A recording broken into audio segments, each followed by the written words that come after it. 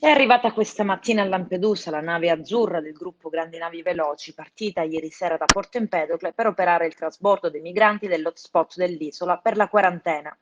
Il centro di Contrada Imbriacola ha registrato oltre 1000 presenze dopo gli ultimi sbarchi. Dopo i primi 300 imbarchi, i 22 nodi di vento hanno impedito al personale sanitario della Croce Rossa che dirige le operazioni di proseguire.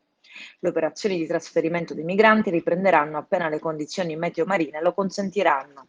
E contrariamente a quanto detto nei giorni scorsi dal vice ministro dell'Interno Vito Crimi durante la sua visita a Porto Empedocle, la nave tornerà in rada proprio lì.